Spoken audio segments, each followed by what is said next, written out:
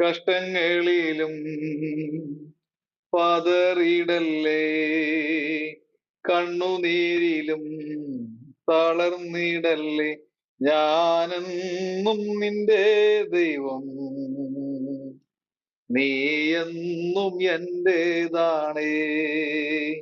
ഞാനെന്നും നിന്റെ ദൈവം, നീ എന്നും എന്റേതാണേ.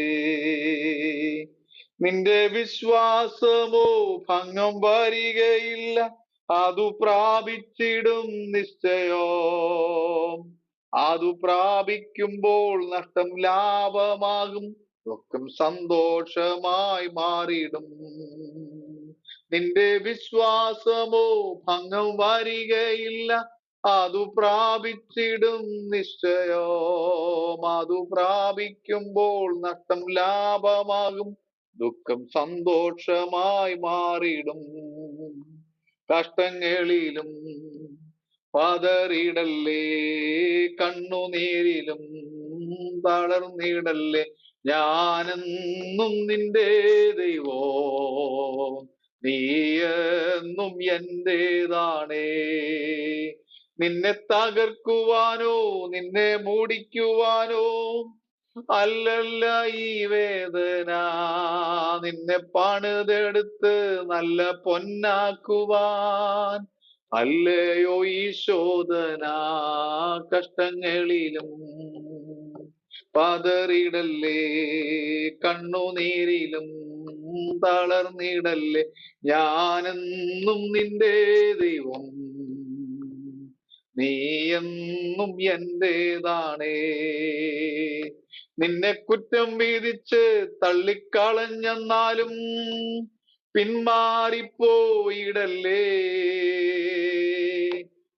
വെറുപ്പില്ലാതെ മുന്നോട്ട് പോവുക, യേശുവെന്നും നിന്റെ കൂടെ. നിന്നെ കുറ്റം വിധിച്ച് തള്ളിക്കളഞ്ഞെന്നാലോ പിന്മാറിപ്പോയിടല്ലേ. വെറുപ്പില്ലാതെ മുന്നോട്ട് പോവുക, യേശുവെന്നും നിന്റെ കൂടെ. കഷ്ടങ്ങളിലും തളർന്നിടല്ലേ, കണ്ണുനീരിലും പതറിടല്ലേ. ഞാനെന്നും നിന്റെ ദൈവോ, നീ എന്നും എന്റേതാണേ.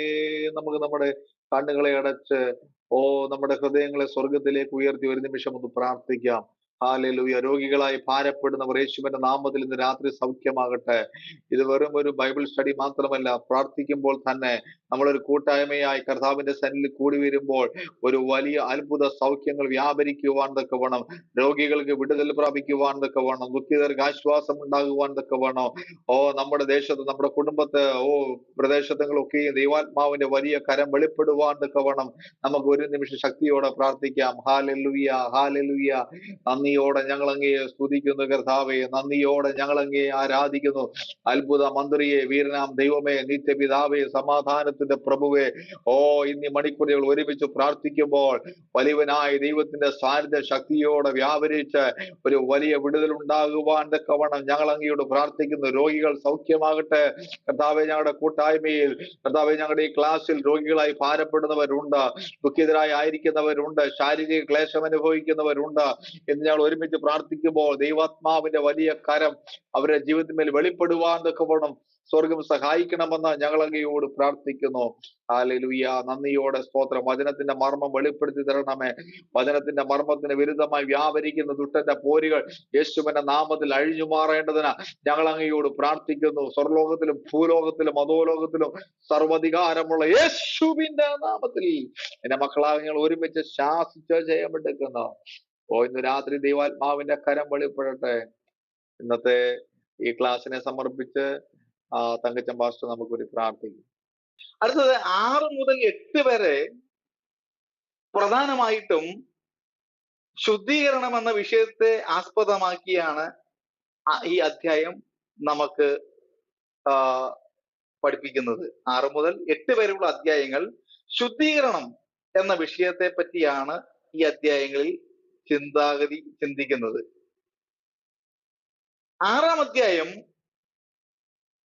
പ്രധാനമായും ചിന്തിക്കുന്നത് ആറാം അധ്യായം പ്രധാനമായും ചിന്തിക്കുന്നത് പാപത്തിൽ നിന്നുള്ള ഒരു വേർപാടിനെ പറ്റിയാണ്.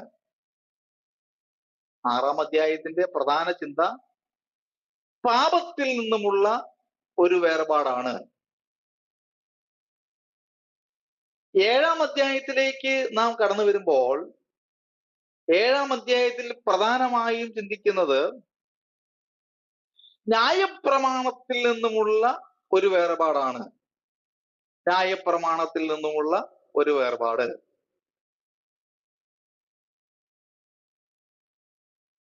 എട്ടാം അധ്യായത്തിലേക്ക് നാം കടന്നു വരുമ്പോൾ ദൈവത്തിന് വേണ്ടി ജീവിക്കുന്ന ഒരു അനുഭവം അവിടെ വെളിപ്പെട്ട് വരുന്നതായിട്ട് നമുക്ക് കാണുവാൻ സാധിക്കുന്നു. എട്ടാം അധ്യായം.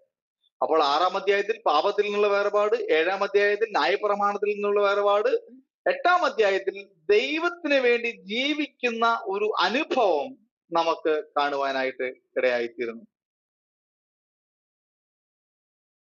ഇനി അങ്ങോട്ട് വളരെ നിങ്ങൾ ശ്രദ്ധിച്ച് മുന്നോട്ട് പോകണം. എങ്കിൽ മാത്രമേ എൻ്റെ ഈ സരളമായ ക്ലാസ് നിങ്ങൾക്ക് മനസ്സിലാകുകയുള്ളൂ. നിങ്ങൾ വീഡിയോ ഓഫ് ആകുകയാണെങ്കിൽ തന്നെ ക്ലാസ് വളരെ ശ്രദ്ധിച്ചാൽ മാത്രമേ നിങ്ങൾക്ക് മനസ്സിലാകുകയുള്ളൂ. അല്ലെങ്കിൽ നിങ്ങൾക്ക് മനസ്സിലാകത്തില്ല. വെറുതെ നമ്മളിങ്ങനെ സൂര്യാകാശത്ത് ഇരിക്കുന്ന ഒരു പാവയെ പോലെ അവിടെ ഇരിക്കാൻ മാത്രമേ നമുക്ക് കഴിയുകയുള്ളൂ. സ്തോത്രം.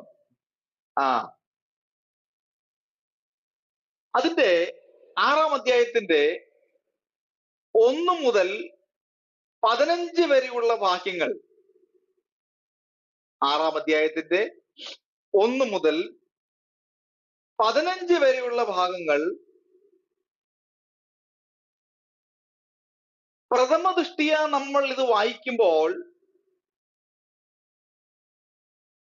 നമുക്ക് ഇത് ഒരു ചോദ്യമായിട്ട് തോന്നുമെങ്കിലും ഇവ അന്യോന്യം വ്യത്യസ്തപ്പെട്ടിരിക്കുന്നതായിട്ട് നമുക്ക് കാണുവാനായിട്ട് ഇടയായിത്തീർന്നു.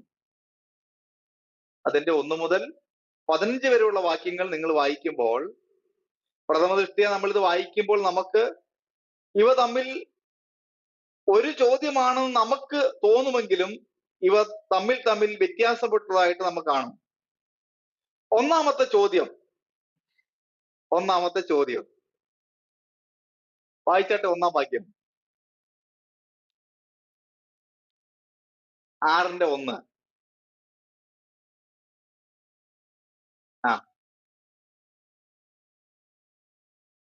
അപ്പോൾ ഇവിടെ ഒന്നാമത്തെ ചോദ്യം നിരന്തരം പാപജീവിതത്തെ സംവദിക്കുന്നതാണ്. നിരന്തരമായി പാപജീവിതത്തെ സംബന്ധിക്കുന്നതാണ് ഒന്നാമത്തെ ചോദ്യം. എന്നാൽ 15-ാം വാക്യത്തിലേക്ക് നാം കടന്നു വരുമ്പോൾ 15-ാം വാക്യത്തിലേക്ക് നാം കടന്നു വരുമ്പോൾ ഓരോ പാപപ്രവർത്തികളെ സംബന്ധിക്കുന്നതാണ്. ഓരോ പാപപ്രവർത്തികളെ സംബന്ധിക്കുന്നതാണ്. ഓരോരോ പാപപ്രവർത്തികൾ. അതായത് 15-ാം വാക്യത്തിൽ എഴുതിയിരിക്കുന്നു, എന്നാൽ എന്ത് ന്യായപ്രമാണത്തിലുള്ള കൃപയ്ക്കത്ര അധീനതരാകിയാൽ നാം പാപം ചെയ്യുകയെന്നോ ഒരു നാളും അരുത്.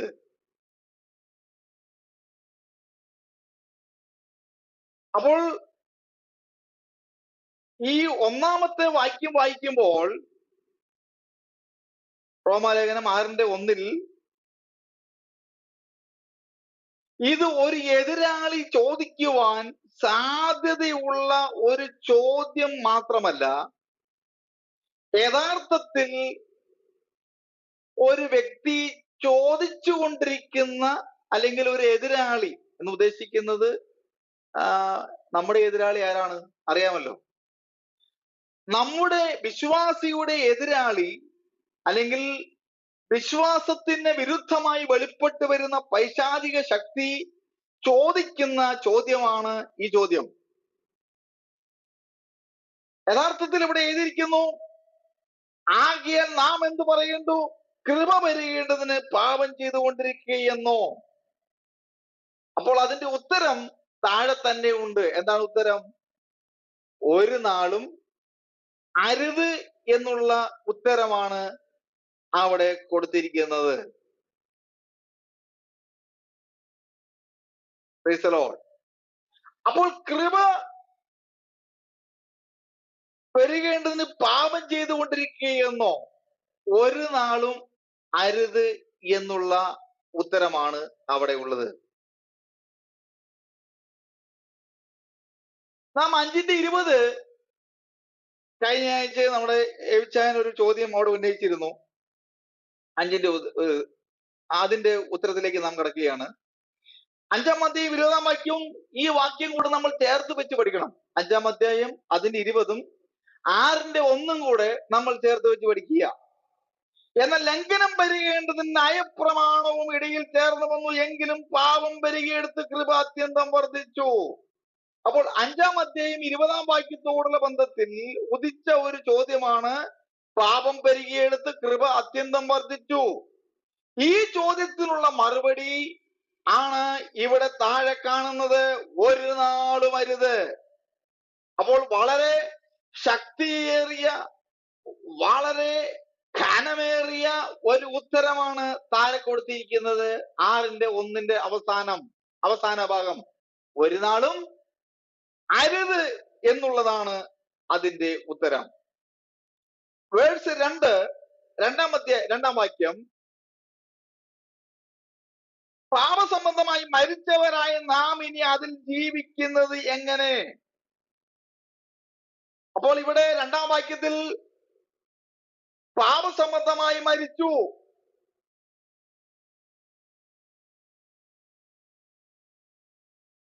പാപസംബന്ധമായി മരിച്ച ഒരു വ്യക്തി ഇനി അതിൽ ജീവിക്കുന്നത് എങ്ങനെ?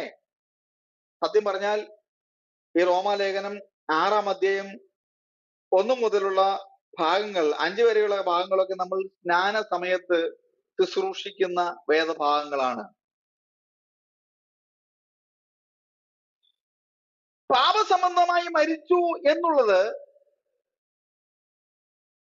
ഒരു വിശ്വാസിയുടെ ജീവിതത്തിൽ ഉണ്ടാകുന്ന സത്യത്തിന്റെ എക്സ്പ്ലനേഷൻ ആണ്. അതായത് അവന്റെ ജീവിതത്തിൽ പാപസംബന്ധമായി അവൻ മരിച്ചു കഴിഞ്ഞു എന്നുള്ളത് ഒരു സത്യാവസ്ഥയാണ്. അവിടെ യാതൊരു കളങ്കവുമില്ല. ഈ സത്യാവസ്ഥ അവൻ മറ്റുള്ളവരുടെ ജീവിതത്തിലേക്ക് പകർത്തുവാനുള്ള ഒരു പ്രബോധനവും കൂടിയാണ്, ഒരു എക്സോർട്ടേഷൻ കൂടിയാണ്. അപ്പോൾ ഒരു വിശ്വാസിയെ സംബന്ധിച്ചിടത്തോളം അവൻ പാപസംബന്ധമായി മരിച്ചു എന്നുള്ളത് അവൻ ക്രിസ്തുവിനോടുകൂടെ മരിച്ചു എന്നുള്ളതാണ്. സ്തോത്രം. അതിന്റെ 3-ാം വാക്യത്തിൽ എഴുതിയിരിക്കുന്നു, അല്ല, യേശു ക്രിസ്തുവിനോട് ചേരുവാൻ സ്നാനമേറ്റവരായ നാം എല്ലാവരും അവന്റെ മരണത്തിൽ പങ്കാളികളാകുവാൻ സ്നാനമേറ്റിരിക്കുന്നു.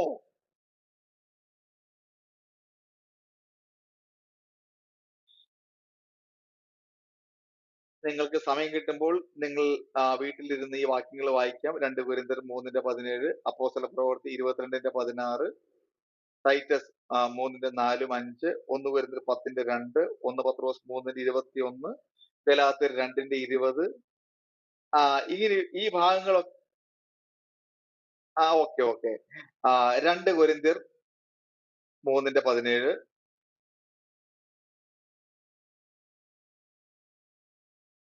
അപ്പോസ്തല പ്രവർത്തികൾ 22:16, തീത്തോസ് 3:4-5,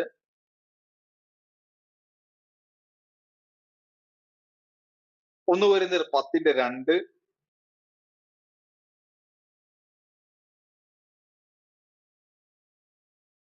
ഗലാത്യർ 2:20.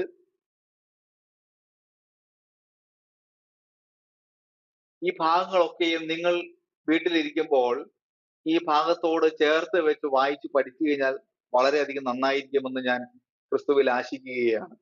കാരണം ഇതൊന്ന് വായിച്ചു പോകാൻ നമ്മുടെ മുമ്പിൽ സമയമില്ലാത്തത് കൊണ്ടാണ് ഞാൻ ഓടിച്ചു പോകുന്നത്. അപ്പോൾ മൂന്നാമത്തെ വാക്യത്തിൽ, അല്ല യേശു ക്രിസ്തുവിനോട് ചേരുവാൻ സ്നാനമേറ്റിരിക്കുന്നവരായി നാം എല്ലാവരും അവന്റെ മരണത്തിൽ പങ്കാളികളാകുവാൻ സ്നാനമേറ്റിരിക്കുന്നു. അപ്പോൾ യേശു ക്രിസ്തുവിനോട് ചേരണമെങ്കിൽ നമുക്ക് എന്തോ വേണം? അവന്റെ മരണത്തിൽ ഒരു പങ്കാളിത്തം ഉണ്ടാകണം. എങ്ങനെയാണ് ഈ പങ്കാളിത്തം ഉണ്ടാകുന്നത്? ഇപ്പോൾ ഒരു എക്സാമ്പിൾ ഞാനിവിടെ സൂചിപ്പിക്കുകയാണ്. നിങ്ങൾ എല്ലാവരും എന്നെക്കാളും പ്രായവും കുറച്ച് അറിവും ഉള്ളവരാണ്. അതുകൊണ്ട് തന്നെ ഞാൻ ഇത് എക്സാമ്പിൾ പറയുമ്പോൾ നിങ്ങൾക്ക് പെട്ടെന്ന് മനസ്സിലാകും. ഒരു വലിയൊരു കേക്ക് നമ്മൾ ഇവിടെ മുറിക്കുകയാണ്. ബൈ സപ്പോസ് ഇവിടെ ആരെങ്കിലും ഇരിക്കുന്ന ഒരാളുടെ ബർത്ത്ഡേ ആണെന്ന് കൂട്ടിക്കോ, ഒരു കേക്ക് മുറിക്കുകയാണ്. ആ കേക്ക് മുറിക്കുമ്പോൾ അതിലെ ഒരു കഷ്ണം നമുക്ക് എല്ലാവർക്കും എന്ത് ചെയ്യുന്നു? അല്ലെ, കിട്ടുന്നു. അപ്പൊ നമ്മൾ എല്ലാവരും അതിന്റെ എന്തായി മാറി? ഒരു പങ്കാളികളായി മാറുകയാണ്. അതുപോലെ തന്നെ യേശു ക്രിസ്തുവിനോട് ചേരുവാൻ സ്നാനമേറ്റിരിക്കുന്നവരായി നാം എല്ലാവരും അവന്റെ മരണത്തിൽ പങ്കാളികളാകുവാൻ സ്നാനമേറ്റിരിക്കുന്നു. അപ്പോൾ കർത്താവായ യേശു ക്രിസ്തുവിന്റെ മരണത്തിൽ പങ്കാളിത്തം ഉണ്ടാകുവാനാണ് നാം സ്നാനമേറ്റിരിക്കുന്നത്. Price the Lord. പ്രിയമുള്ളവരെ, 1 കൊരിന്ത്യർ 12-ാം അധ്യായം അതിന്റെ 13-ാം വാക്യം ഒന്ന് ഓടിച്ച് ഞാൻ വായിച്ച് മുന്നോട്ട് പോകാൻ താല്പര്യപ്പെടുന്നു. 1 കൊരിന്ത്യർ 12:13 വാക്യം.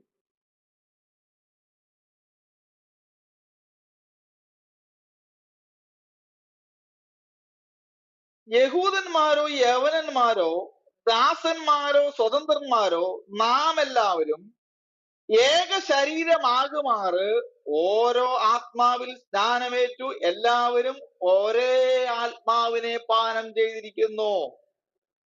അപ്പോൾ ഇവിടെ നമുക്ക് ചില കൂട്ടരെ കാണുന്നു.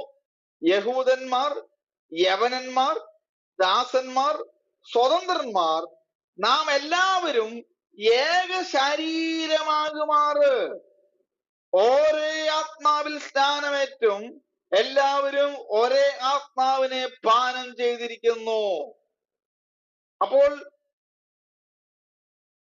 ഇറ്റ് ഈസ് ട്രൂ ദാറ്റ്, ശരിയാണ്, നാം എല്ലാവരും വ്യത്യസ്ത കുടുംബങ്ങളിൽ നിന്നുള്ളവരാണ്. കർത്താവിന്റെ മേശയിൽ നാം ഭാഗവാക്കാകുമ്പോൾ നാം ഒരുപക്ഷെ വ്യത്യസ്ത മതവിഭാഗത്തിൽപ്പെട്ടവരായിരിക്കാം, ഒരുപക്ഷെ വ്യത്യസ്ത കുലത്തിലുള്ളവരായിരിക്കാം. പക്ഷെ നാം ആ കർത്താവിന്റെ മരണത്തിൽ പങ്കാളികളാകുമ്പോൾ നാം എല്ലാവരും ഏക ശരീരമായി ഐക്യതപ്പെടുകയാണ് ഉണ്ടാകുന്നത്.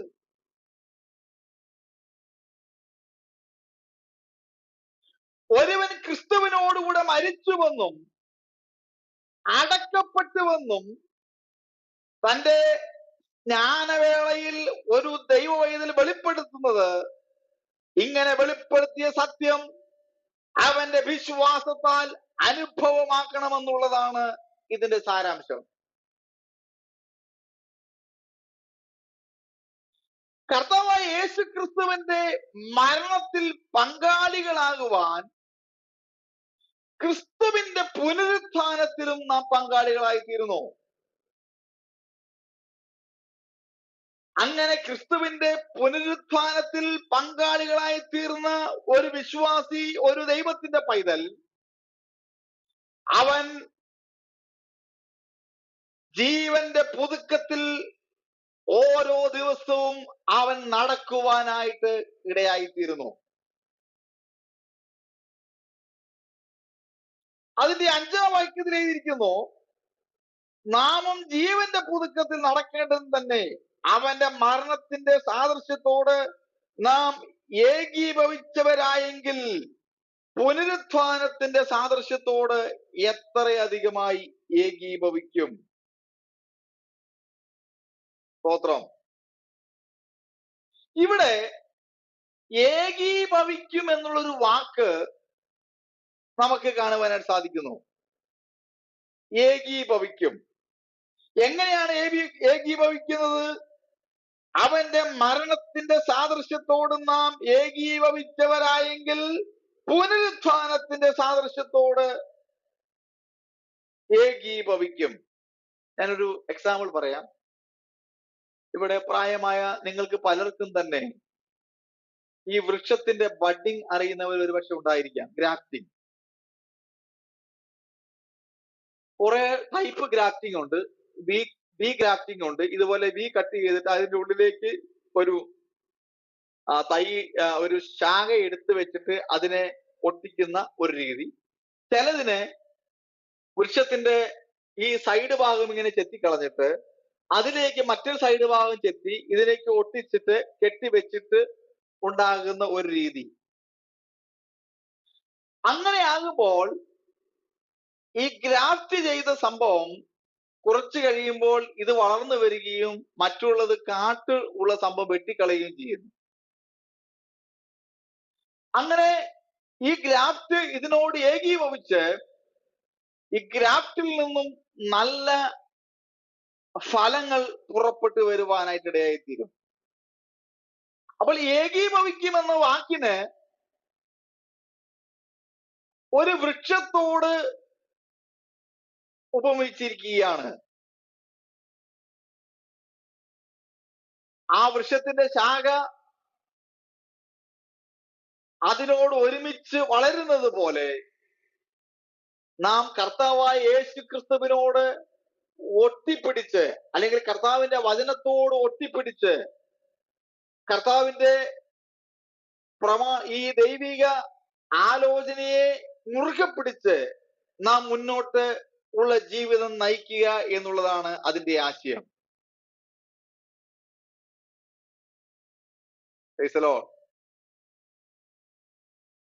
അതിന്റെ 6-ാമത്തെ വാക്യത്തിൽ എഴുതിയിരിക്കുന്നു, നാം ഇനി പാപത്തിന് അടിമപ്പെടാതെ വണ്ണം പാപശരീരത്തിന് നീക്കം വരേണ്ടതിന് നമ്മുടെ പഴയ മനുഷ്യൻ അവനോടുകൂടെ ക്രൂശിക്കപ്പെട്ടു എന്ന് നാം അറിയുന്നു.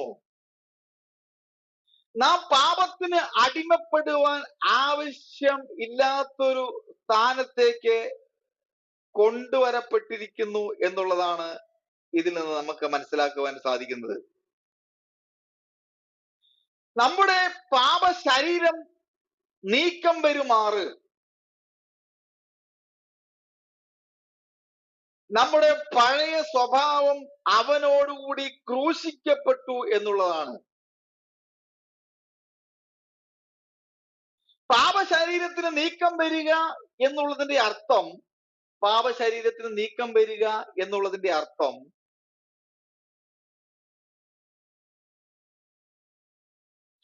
ശരീരത്തെ ആയുധമായി ഉപയോഗിക്കുന്ന പാപത്തിന്റെ പ്രവർത്തനങ്ങളെ രഹിതമാക്കുക എന്നുള്ള അർത്ഥത്തിലാണ്. Price the Lord. ഒരു വിശ്വാസിയുടെ ജീവിതത്തിൽ, ഒരു ദൈവപൈതലിന്റെ ജീവിതത്തിൽ, ഒരു വചനം പഠിച്ച മകന്റെ മകളുടെ ജീവിതത്തിൽ പാപത്തിന്റെ സ്വഭാവങ്ങൾ, ചിന്തകൾ കടന്നു വരുവാനുള്ള 100% സാധ്യതകളുണ്ട്. അങ്ങനെ ഈ സംഭവം അവന്റെ തലയിലേക്ക് കയറി വരുമ്പോൾ ഇതിനെ അവൻ പ്രവർത്തന രഹിതമാക്കുവാനായിട്ട് ഇടയായിത്തീരണം. ഒന്നുകൂടെ പറഞ്ഞു കഴിഞ്ഞാൽ അവന്റെ പഴയ മനുഷ്യനെ ഇല്ലാതാക്കണമെന്ന്. ഗലാത്യ ലേഖനം അതിന്റെ 2-ാം അധ്യായം അതിന്റെ 20-ാമത്തെ വാക്യങ്ങൾ വായിക്കുമ്പോൾ നമുക്ക് വളരെ കൃത്യമായിട്ട് എഴുതിയിരിക്കുന്നു, ഞാൻ ക്രിസ്തുവിനോടുകൂടെ ക്രൂശിക്കപ്പെട്ടിരിക്കുന്നു, ഇനി ജീവിക്കുന്നത് ഞാനല്ല, ക്രിസ്തുവത്രേ എന്നിൽ ജീവിക്കുന്നു. ഇപ്പോൾ ഞാൻ ജഡത്തിൽ ജീവിക്കുന്നതോ എന്നെ സ്നേഹിച്ച് എനിക്ക് വേണ്ടി തന്നെ താൻ ഏൽപ്പിച്ചു കൊടുത്ത ദൈവപുത്രങ്ങളിലുള്ള വിശ്വാസത്തിൽ അത്രേ ജീവിക്കുന്നത്. അപ്പോൾ നമ്മുടെ പഴയ മനുഷ്യൻ ആരോടുകൂടി ക്രൂശിക്കപ്പെടണം? ക്രിസ്തുവിനോടുകൂടെ ക്രൂശിക്കപ്പെടണം. ഐ എന്നുള്ള സംഭവം വളഞ്ഞിട്ട് അത് ഓയായി മാറണം. നമുക്കെല്ലാം ഒരു ഭാവമുണ്ട്, ഞാൻ എന്നുള്ളൊരു സ്വഭാവം. പറയും, അയ്യോ ഞാനില്ലെങ്കിൽ നീയൊക്കെ എങ്ങനെ ജീവിക്കും എന്നൊക്കെ പലപ്പോഴും നമ്മളൊക്കെ നമ്മുടെ വീട്ടിലിരുന്ന് വീൻ പഠിക്കാറുണ്ട്. അല്ലേ? നമ്മളില്ലെങ്കിലൊക്കെ ജീവിക്കുന്നേ, സുഖമായിട്ട് ദൈവം അവരെ പോറ്റിപ്പുലർത്തും. പക്ഷെ ഞാനില്ലെങ്കിൽ നീ എങ്ങനെ ജീവിക്കും എന്നുള്ള ചോദ്യം മാത്രം അവിടെ ചോദിക്കരുത്. സ്തോത്രം. ഞാൻ എന്നുള്ള സംഭവം അവിടെ ഇല്ല. ഞാൻ ഞാൻ എന്നുള്ളത് നമ്മുടെ ഹൃദയത്തിന്റെ അന്തർധാരയിൽ നിന്നുണ്ടാകുന്ന ചില അഹങ്കാരമായിട്ടുള്ള ചില മനോഭാവങ്ങളാണ്. നിങ്ങൾക്കറിയാം, SIN, ബോർഡ് ഉണ്ടെങ്കിൽ ഞാൻ എഴുതി കാണിക്കുമായിരുന്നു, ബോർഡ് ഇല്ലാതെ പോയി. SIN, സിൻ എന്ന വാക്ക്. ഈ സിൻ എന്ന വാക്ക്, ഈ ഐ സത്യം പറഞ്ഞ വളഞ്ഞിട്ട് O ആയി മാറണം. SON, സണ്ണായി മാറണം. അപ്പോൾ പാപം എന്താകണം? അത് വളഞ്ഞ ശൂന്യമായി മാറണം. അപ്പൊ പാപം ഇല്ല എങ്കിൽ മാത്രമേ നമുക്ക് ക്രിസ്തുവിനോടുകൂടി ക്രൂശിക്കപ്പെട്ട് മുന്നോട്ട് പോകുവാൻ സാധ്യമാകുകയുള്ളൂ. എഫേസ്യ ലേഖനം 4-ാമത്തെ അധ്യായം അതിന് 22-ാമത്തെ വാക്യം. എഫേസ്യ ലേഖനം 4:22. അവിടെ ഇപ്രകാരം രേഖപ്പെടുത്തിയിരിക്കുന്നു: മുമ്പിലെ നടപ്പ് സംബന്ധിച്ച് ചതിമോഹങ്ങളാൽ വഷളായി പോകുന്ന പഴയ മനുഷ്യനെ ഉപേക്ഷിച്ച്. കണ്ടോ? എന്നെ വളരെയധികം ചിന്തിപ്പിച്ച, എന്നെ വളരെയധികം ആഴത്തിലേക്ക് എടുത്തുകൊണ്ടുപോയ ഒരു വേദഭാഗമാണ്. മുമ്പിലെ നടപ്പ് സംബന്ധിച്ച് ചതിമോഹങ്ങളാൽ വഷളായി പോകുന്ന പഴയ മനുഷ്യനെ ഉപേക്ഷിച്ച്. അപ്പോൾ ഒരു വ്യക്തിയുടെ ജീവിതത്തിൽ മുമ്പിലെ നടപ്പ് സംബന്ധിച്ച് ഉണ്ടാകുന്ന ചതിമോഹങ്ങൾ, അതെ, അവൻ അറിയാതെ തന്നെ വഷളായി പോകുന്ന പഴയ മനുഷ്യനെ, അല്ലെങ്കിൽ അറിഞ്ഞുകൊണ്ട് തന്നെ വഷളായി പോകുന്ന പഴയ മനുഷ്യനെ ഉപേക്ഷിച്ച് നിങ്ങളുടെ ഉള്ളിലെ ആത്മാവ് സംബന്ധിച്ച് പുതുക്കം പ്രാപിച്ച് സത്യത്തിന്റെ ഫലമായ നീതിയിലും വിശുദ്ധിയിലും ദൈവാനുരൂപമായി സൃഷ്ടിക്കപ്പെട്ട പുതിയ മനുഷ്യനെ ധരിച്ചുകൊള്ളുവീൻ. കണ്ടോ? അപ്പോൾ ദൈവത്തിന്റെ പരിശുദ്ധാത്മാവ് നമ്മളെ കുറിച്ച് ആഗ്രഹിക്കുന്നത്, ദൈവത്തിന്റെ പരിശുദ്ധാത്മാവ് സഭയെ കുറിച്ച് ആഗ്രഹിക്കുന്നത്, രക്ഷിക്കപ്പെട്ട് സ്നാനപ്പെട്ട് ദൈവകൃപയിൽ നിൽക്കുന്ന ഒരു ദൈവവൈതലിനെ കുറിച്ച് ദൈവത്തിന്റെ പരിശുദ്ധാത്മാവ് ആഗ്രഹിക്കുന്നത് അവൻ വിശുദ്ധിയിലും ദൈവാനുരൂപമായി സൃഷ്ടിക്കപ്പെട്ട പുതിയ മനുഷ്യനെ ധരിക്കുവാനാണ്. Praise Lord. കൊലോസ്യ ലേഖനം 3:9-10 വരെയുള്ള വാക്യങ്ങൾ. കൊലോസ്യ ലേഖനം 3-ാം അധ്യായം 9 മുതൽ 10 വരെയുള്ള വാക്യങ്ങൾ. ഇവിടെ എഴുതിയിരിക്കുന്നു: ഇപ്പോഴോ നിങ്ങളുടെ കോപം, ക്രോധം, ഈർഷ്യ, വായിൽ നിന്ന് വരുന്ന ദൂഷണം, ദുർഭാഷണം ഇവയൊക്കെയും വിട്ടുകളവിൻ. അന്യോന്യം ഭോഷ്ക് പറയരുത്. നിങ്ങളുടെ പഴയ മനുഷ്യനെ അവന്റെ പ്രവർത്തികളോടുകൂടെ ഉരിഞ്ഞു കളയുവീൻ. സ്തോത്രം. അപ്പോൾ പഴയ മനുഷ്യനെ നാം എന്ത് ചെയ്യണം? പ്രവർത്തികളോടുകൂടെ ഉരിഞ്ഞു കളയുവാനായിട്ട് ഇടയായിത്തീരണം. ഇത് കേൾക്കുമ്പോൾ ക്യാമറ ഓഫാക്കിയിരിക്കുന്നവർ ചിരിക്കുകയാണോ? എന്താണ് ഇദ്ദേഹം ഇവിടുന്ന് വിളിച്ചു പറയുന്നതെന്ന് എനിക്ക് മനസ്സിലാകുന്നില്ല എന്നൊക്കെ ഒരു പക്ഷെ നിങ്ങളെ ഉള്ളിന്റെ ഉള്ളിൽ ചിന്തിച്ചിരിക്കാം. അപ്പോൾ ദൈവത്തിന്റെ പരിശുദ്ധാത്മാവ് നമ്മളെ കുറിച്ച് ആഗ്രഹിക്കുന്നത് നമ്മുടെ പഴയ മനുഷ്യനെ എന്ത് ചെയ്യണം? നാം ഉരിഞ്ഞു കളയണം. അങ്ങനെ ഉരിഞ്ഞു കളഞ്ഞെങ്കിൽ മാത്രമേ ദൈവത്തിന്റെ ആത്മാവിന് നമ്മളിൽ പ്രവർത്തിക്കുവാൻ സാധ്യമാകുകയുള്ളൂ. ഇനി ഞാൻ പറയുന്നത് പ്രത്യേകിച്ച് ശ്രദ്ധിക്കുക, പറയുന്നത് വളരെ ശ്രദ്ധിക്കേണ്ട കാര്യമാണ്. നമ്മുടെ പഴയ മനുഷ്യൻ ക്രൂശിക്കപ്പെട്ടു എന്നുള്ളത്, നമ്മുടെ പഴയ മനുഷ്യൻ ക്രൂശിക്കപ്പെട്ടു എന്നുള്ളത് കർത്താവിന്റെ സന്നിധിയിൽ നടന്നു കഴിഞ്ഞ ഒരു കാര്യമാണ്. Price the Lord. ഇത് നമുക്ക് ബുദ്ധി കൊണ്ടോ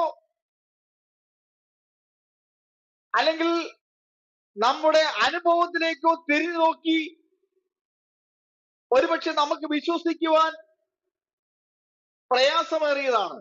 കാരണം നമ്മുടെ പഴയ മനുഷ്യൻ ക്രൂശിക്കപ്പെട്ടാലും അറിഞ്ഞും അറിയാതെയും ഒക്കെ നാം എന്ത് ചെയ്തു പോകുന്നുണ്ട്?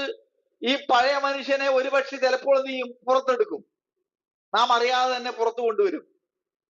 അപ്പോൾ നമ്മുടെ ബുദ്ധി കൊണ്ടോ നമ്മുടെ അനുഭവ സമ്പത്ത് വെച്ചൊക്കെ നമുക്ക് ഒരുപക്ഷെ വിശ്വസിക്കുവാനോ ഒക്കെ പ്രയാസമേറിയ കാര്യമാണ്. എങ്കിൽ തന്നെയും നാം വിശ്വസിക്കുന്നു നാം നമ്മുടെ പഴയ മനുഷ്യനെ എന്ത് ചെയ്യുന്നു? ക്രൂശിക്കപ്പെട്ടു എന്നുള്ളത്. കാരണം ഇത് ദൈവസന്നിധിയിൽ നടന്നു കഴിഞ്ഞ ഒരു കാര്യമാണ്.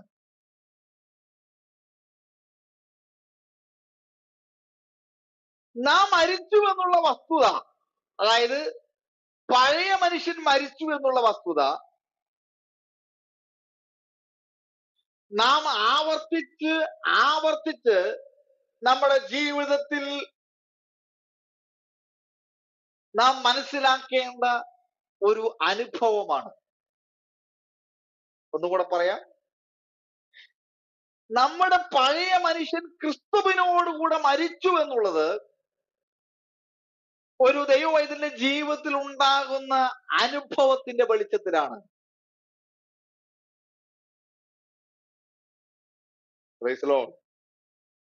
7-ാം വാക്യത്തിലേക്ക് നാം കടന്നു വരുമ്പോൾ, അങ്ങനെ മരിച്ചവൻ പാപത്തിൽ നിന്ന് മോചനം പ്രാപിച്ചിരിക്കുന്നു. എങ്ങനെ മരിച്ചവനാണെന്ന് നാം നേരത്തെ പഠിച്ചു കഴിഞ്ഞു. അങ്ങനെ മരിച്ചവൻ പാപത്തിൽ നിന്നും മോചനം പ്രാപിച്ചിരിക്കുന്നു.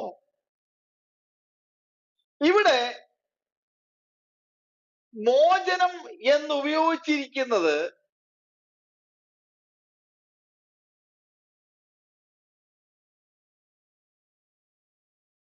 നമുക്ക് മനസ്സിലാക്കുവാനായിട്ട് സാധിക്കുന്നത്, അങ്ങനെ മരിച്ചവൻ പാപത്തിൽ നിന്നും മോചനം പ്രാപിച്ചിരിക്കുന്നു.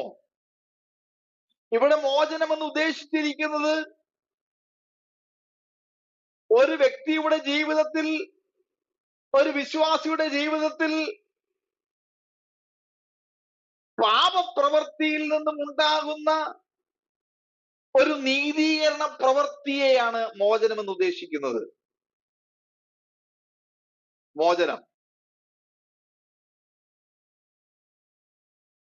അപ്പോൾ പാപങ്ങളിൽ നിന്നുമുള്ള നീതീകരണം.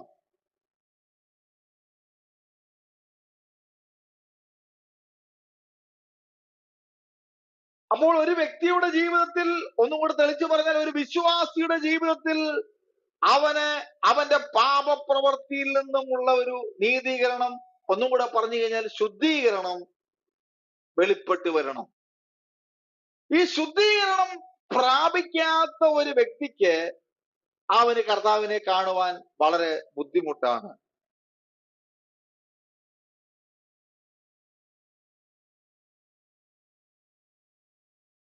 ഈ ശുദ്ധീകരണം പ്രാപിക്കുന്നതിന്റെ അടിസ്ഥാന തത്വം എന്നുള്ളത് കർത്താവായ യേശു ക്രിസ്തുവിന്റെ മരണവും അവന്റെ പുനരുത്ഥാനവുമാണ്.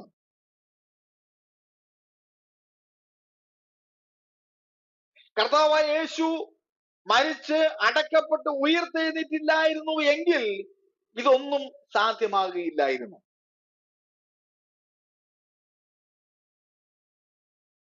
അതിന്റെ 8-ാമത്തെ വാക്യത്തിൽ വളരെ കൃത്യമായി എഴുതിയിരിക്കുന്നു, നാം ക്രിസ്തുവിനോടുകൂടെ മരിച്ചുവെങ്കിൽ അവനോടുകൂടെ ജീവിക്കുമെന്ന് വിശ്വസിക്കുന്നു.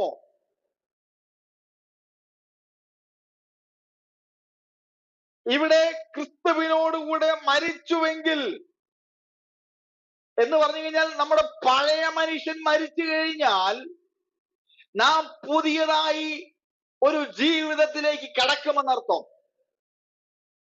പഴയ മനുഷ്യൻ മരിക്കാത്തിടത്തോളം കാലം ഒരു വ്യക്തിക്കും ഒരു പുതിയ ജീവിതത്തിലേക്ക് കടക്കാൻ സാധ്യമല്ല. Price the Lord. അതാണ് ഈ വാക്യത്തിൽ പറഞ്ഞിരിക്കുന്നത്, ഞാൻ ക്രിസ്തുവിനോടുകൂടെ മരിച്ചുവെങ്കിൽ അവനോടുകൂടെ ജീവിക്കും. ഇത് രാത്രി നമുക്ക് നമ്മളെ തന്നെ ശോധന ചെയ്യാം. നമ്മുടെ ജീവിതത്തിൽ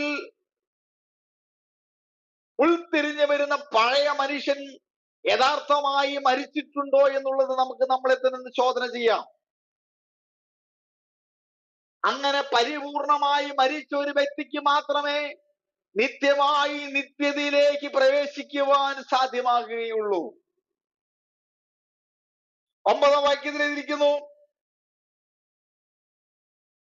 ക്രിസ്തു മരിച്ചിട്ട് ഉയർത്തെഴുന്നേറ്റിരിക്കിയാൽ ഇനി മരിക്കയില്ല, മരണത്തിന് അവന്റെ മേൽ ഇനി കർത്തൃത്വമില്ല എന്ന് നാം അറിയുന്നുവല്ലോ.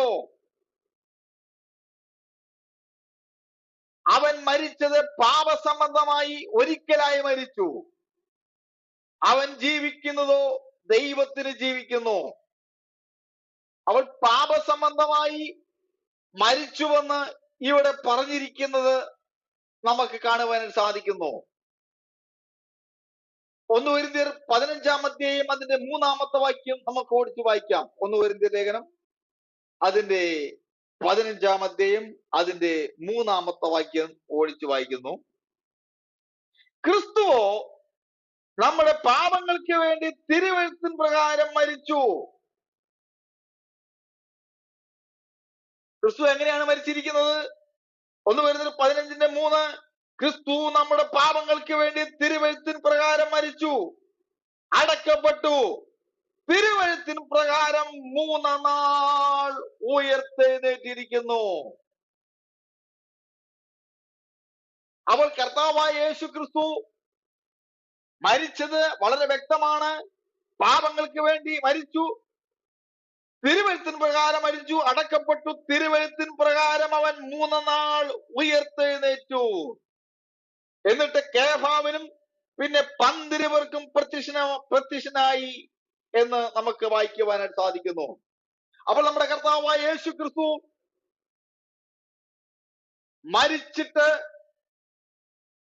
അവൻ ഇന്നുവരെയും ഉയർത്തെഴുന്നേറ്റിട്ടില്ല എന്ന് ചില കള്ളപ്പുരോഹിതന്മാർ യെരുശലേമിലൊക്കെയും തന്നെ അന്നത്തെ കാലത്ത് കാശ് കൊടുത്തിട്ട് അവിടെ ഒരു കിംവദന്തി പരത്തി യേശുവിന്റെ മരണത്തിനെയും ഉയർപ്പിനെയും അസാധുവാക്കുവാൻ ശ്രമിച്ചുവെങ്കിലും റോമാ ഗവൺമെന്റിന്റെ ഇമ്പീരിയൽ മുദ്രയെ പൊട്ടിച്ചുകൊണ്ട് കാവൽ ഭടന്മാരുടെ കണ്ണിന് അന്ധത വരുത്തിക്കൊണ്ട് കർത്താവായ യേശു ക്രിസ്തു 3-ാം നാൾ ഉയർത്തെഴുന്നേറ്റു എന്നുള്ളത് വളരെ സത്യമായ അവസ്ഥയാണ്. ഇന്നും ആ കല്ലറ തുറന്നു കിടക്കുകയാണ്. ഇവിടെ പാപങ്ങൾക്ക് വേണ്ടി മരിച്ചു എന്നത് നീതീകരണത്തെയും, നമ്മൾ ഈ വാക്യം വായിക്കുമ്പോൾ 16-ാമത്തെ വാക്യം ശ്രദ്ധിച്ച് വായിക്കുക. അവൻ മരിച്ചത് പാപസംബന്ധമായി ഒരിക്കലായിട്ട് മരിച്ചു. ആ വാക്യം ശ്രദ്ധിച്ച് വായിക്കുക. അവൻ മരിച്ചത് പാപസംബന്ധമായി ഒരിക്കലായിട്ട് മരിച്ചു. അവൻ ജീവിക്കുന്നതോ ദൈവത്തിന് വേണ്ടി ദൈവത്തിന് ജീവിക്കുന്നു. ആ വണ്ണം നിങ്ങളും പാപസംബന്ധമായി മരിച്ചവരെന്ന് ക്രിസ്തുയേശുവിൽ ദൈവത്തിന് ജീവിക്കുന്നവരെന്നും നിങ്ങളെ തന്നെ എണ്ണുവീൻ. അപ്പോൾ പാപങ്ങൾക്ക് വേണ്ടി മരിച്ചു വന്നത് നീതീകരണത്തെയും പാപസംബന്ധമായി മരിച്ചു വന്നത് ശുദ്ധീകരണത്തെയും കാണിക്കുന്നു. Price the Lord. അപ്പോൾ നമ്മുടെ കർത്താവായ യേശു ക്രിസ്തു പാപസംബന്ധമായി മരിച്ചു എന്നുള്ളത് ശുദ്ധീകരണത്തെ കാണിക്കുകയാണ്. പാപസംബന്ധമായി കർത്താവായ യേശു ക്രിസ്തു ഒരിക്കലായിട്ടേ മരിച്ചിട്ടുള്ളൂ. അതുകൊണ്ട് നമുക്ക് ശുദ്ധീകരണം സാധ്യമായി. ഒരു ആട്ടുകൊറ്റന്റെ രക്തത്തിന്റെ ആവശ്യമില്ല, ഒരു മെഴുകുതിരിയുടെ ആവശ്യമില്ല, ഒരു തേങ്ങ പൊട്ടിക്കേണ്ട ആവശ്യമില്ല, ഒരു കോഴി അറക്കേണ്ട ആവശ്യമില്ല, പൈസ കൊടുക്കേണ്ട ആവശ്യമില്ല, പോയി വിഗ്രഹത്തിന്റെ മുമ്പിൽ വണങ്ങേണ്ട ആവശ്യമില്ല, മധ്യസ്ഥന്മാരോട് പ്രാർത്ഥിക്കേണ്ട ആവശ്യമില്ല. ഇതിന്റെ ഒന്നും ആവശ്യമില്ല.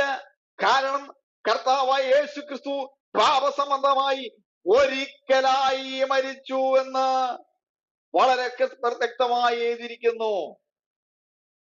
ഇത് കർത്താവായ യേശു ക്രിസ്തുവിന്റെ മരണത്തിന്റെ ഒരു സ്ഥായിയായ അല്ലെങ്കിൽ ഒരു സ്ഫുടമായ ഒരു ഫലത്തെ കാണിക്കുകയാണ്. Praise the Lord. പാപസംബന്ധമായി മരിച്ചു എന്നുള്ള പ്രയോഗം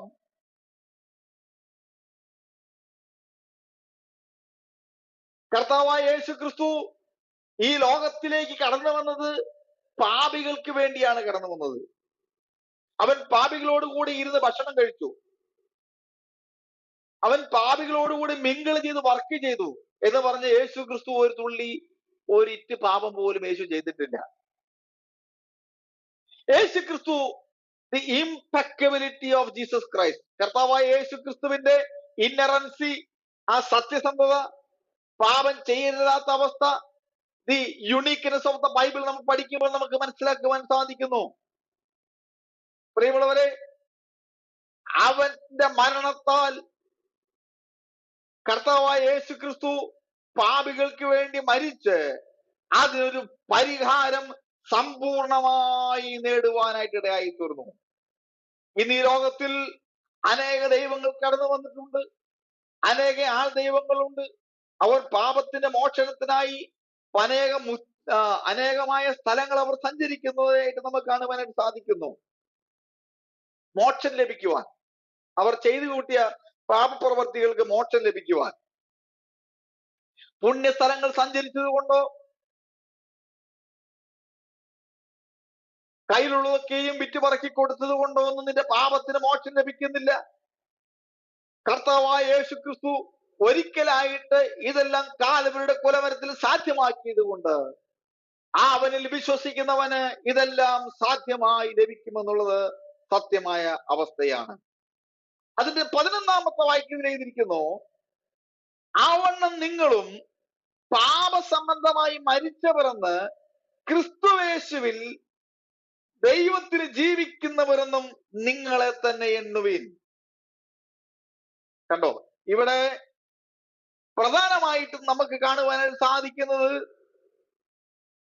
എണ്ണുക എന്നുള്ളൊരു പ്രയോഗം. എന്താണ്? ആവണ്ണം നിങ്ങളും പാപസംബന്ധമായി മരിച്ചവരെന്നും ക്രിസ്തുവേശുവിൽ ദൈവത്തിന് ജീവിക്കുന്നവരെന്നും നിങ്ങളെ തന്നെ എണ്ണുവിൻ. അപ്പോൾ നാം എണ്ണുക എന്നുള്ളൊരു പ്രയോഗം നമുക്കിവിടെ കാണുവാൻ സാധിക്കുന്നു.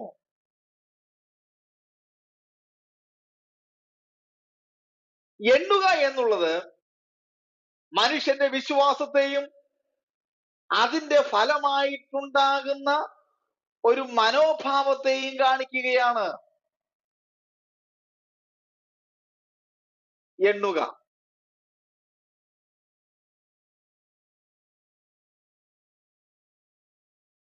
കേവലം ഒരു വ്യർത്ഥമായ ഒരു പ്രയത്നമല്ല ഇത്.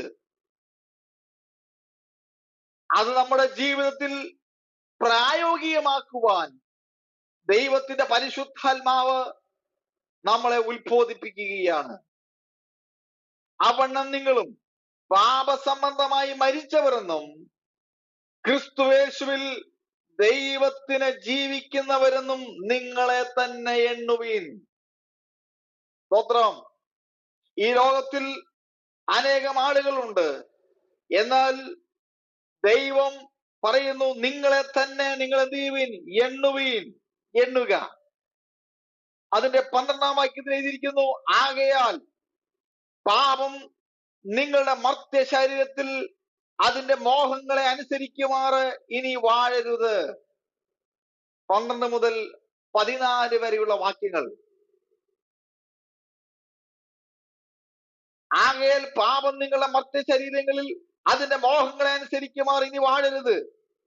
നിങ്ങളുടെ അവയവങ്ങളെ അനീതിയുടെ ആയുധങ്ങളായി പാപത്തിന് സമർപ്പിക്കരുത്.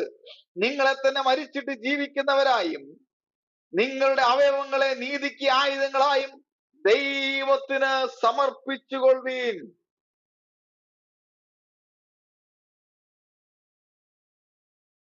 ഇവിടെ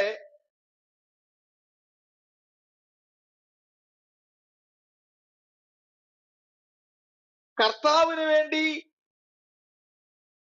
നാം നമ്മെ തന്നെ സമർപ്പിക്കുന്ന ഒരു സംഭവമാണ് നമുക്ക് ഇവിടെ മനസ്സിലാക്കുവാൻ സാധിക്കുന്നത്. ഇതിന്റെ 1 മുതൽ 11 വരെയുള്ള വാക്യം നാം ഇപ്പോൾ പഠിച്ചു വന്നത് ഒരു വസ്തുതയുടെ നിയമവശവും, അതായത് അതിന്റെ ലീഗൽ സൈഡ്, നിയമവശം എന്ന് പറയുമ്പോൾ അതിന്റെ ലീഗൽ സൈഡ്. 12 മുതൽ 14 വരെയുള്ള വാക്യങ്ങളിൽ അതിന്റെ പ്രാക്ടിക്കൽ സൈഡുമാണ് നമുക്ക് മനസ്സിലാക്കുവാനായിട്ട് തരുന്നത്. അതിന്റെ അനുഭവ വശ്യവുമാണ് നമുക്ക് മനസ്സിലാക്കുവാനായിട്ട് ഇടയായിത്തീരുന്നത്.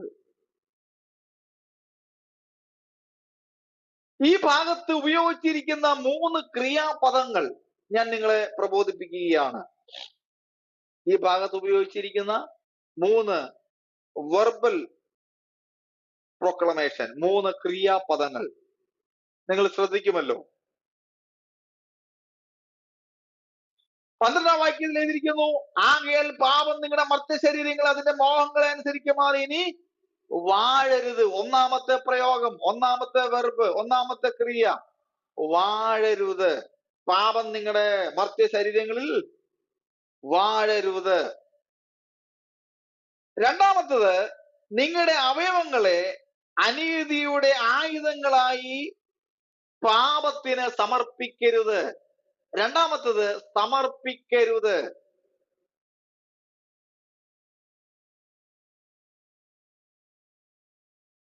ഇവിടെ 3 ക്രിയാപദങ്ങൾ ഞാൻ ഇവിടെ ഉച്ചരിക്കുകയുണ്ടായി.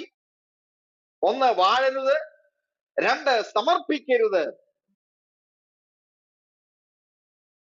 അടുത്തത്, നിങ്ങളെ തന്നെ മരിച്ചിട്ട് ജീവിക്കുന്നവരായി നിങ്ങളുടെ അവയവങ്ങളെ നീതിയുടെ ആയുധങ്ങളായി ദൈവത്തിന് സമർപ്പിപ്പിൻ. അപ്പോൾ സമർപ്പിക്കണം. അപ്പോൾ 3 വെർബൽ തിങ്സ് ആണ് ഇവിടെ നമുക്ക് മനസ്സിലാക്കുവാനിടയായിത്തീരുന്നത്. 1 വാഴരുത്, 2 സമർപ്പിക്കരുത്, 3 ദൈവത്തിന് വേണ്ടി സമർപ്പിക്കണം. എന്താണ് പാപം വാഴരുത് എന്നുള്ള പ്രയോഗം? ഈ പാപത്തിന്റെ വാഴ്ച അല്ലെങ്കിൽ പാപത്തിന്റെ ശക്തിയുടെ ആ അത്യധികമായ ആ തള്ളൽ എന്നുള്ളത് ഒരു ശക്തമേറിയ ഒന്നാണ്. അതായത് ഞാനൊരു എക്സാമ്പിൾ പറയുകയാണ്. ക്ലാസ് ആയതുകൊണ്ട് നമുക്ക് എക്സാമ്പിൾ ഒക്കെ പറഞ്ഞ് മുന്നോട്ട് പോകാമല്ലോ. ഈ ഗൾഫ് രാജ്യങ്ങളിലൊക്കെ പോയവരിവിടെ ഉണ്ടായിരിക്കാം. അവിടെ ഞാൻ പണ്ട് ഇങ്ങനെ ഇങ്ങനെ ദുബൈയൊക്കെ സന്ദർശിച്ച സമയത്ത് ഒരാള് ഒരു പ്രസംഗിക്കുന്ന കേട്ട ഒരു കഥയാണ് ഞാൻ ഇപ്പൊ നിങ്ങളോട് പറയാനായിട്ട് പോകുന്നത്. ഒരു അറബിയും ഒരൊട്ടകവും. അപ്പോ ഈ ഗൾഫ് രാജ്യങ്ങളിലാണ് അറബികളും ഒട്ടകങ്ങളും കൂടുതലുള്ളത്. അപ്പോൾ ഇവരിങ്ങനെ യാത്ര ചെയ്ത്, മരുഭൂമിയിലെ വാഹനം ഒട്ടകമാണ്. ഈ അറബിയും ഒട്ടകവും ഇങ്ങനെ യാത്ര ചെയ്ത് വളരെയധികം ക്ഷീണിച്ചു. അപ്പോൾ ഒരു ടെന്റ് ഉണ്ട് അറബിയുടെ കയ്യില്. അപ്പൊ ഈ ടെന്റ് കൊണ്ട് അറബി അവിടെ വലിയൊരു കൂടുണ്ടാക്കി. പെട്ടെന്ന് ലോക്കൻ സീഡ് പോലുള്ള കൂടാണ്. ഭയങ്കര തണുപ്പാണ് മരുഭൂമിയില്, രാത്രിയില് ശൈത്യ കാലാവസ്ഥയിലാണ്. അപ്പോൾ പെട്ടെന്ന് രാത്രി ആയപ്പോൾ ഒട്ടകം, അറബി അവിടെ കിടന്നു, ഒട്ടകം പുറത്തും കിടന്നു. ഒട്ടകം അറബിയോട് പറഞ്ഞു, ഭയങ്കര തണുപ്പ്, ഒരു രക്ഷയില്ല, എനിക്ക് എന്റെ ഈ ചുണ്ട് മാത്രം ഒന്ന് അകത്തേക്ക് വെക്കണം. കാരണം അറബി പറഞ്ഞു, കുഴപ്പമില്ല, കാരണം യജമാനല്ലേ, നീ ഒരു കാര്യം ചെയ്യ്, നിന്റെ ഈ ചുണ്ട് മാത്രം ഒന്ന് അകത്തേക്ക് വെച്ചോ, കുഴപ്പമില്ല എന്നുള്ള രീതിയിൽ സംസാരിച്ചു. അങ്ങനെ അറബി കിടന്ന് ഒട്ടക ചുണ്ട് മാത്രം വെച്ചു, ബാക്കിയെല്ലാം ക്ലിയർ ആക്കി. അത് വന്നിട്ട് ഒട്ടകം ഇങ്ങനെ ശ്വാസം വിടാൻ തുടങ്ങി. കുറച്ച് കഴിഞ്ഞപ്പം ഒട്ടകം പറഞ്ഞു, എനിക്ക് തണുത്തിട്ട് വിറയ്ക്കാൻ വയ്യ, എനിക്ക് തല മാത്രം ഉള്ളിലേക്ക് ഇടണമെന്ന് പറഞ്ഞു. അപ്പൊ കുറച്ചുകൂടെ കഴിഞ്ഞപ്പോ ഇവൻ തല അങ്ങോട്ട് ഇട്ടു.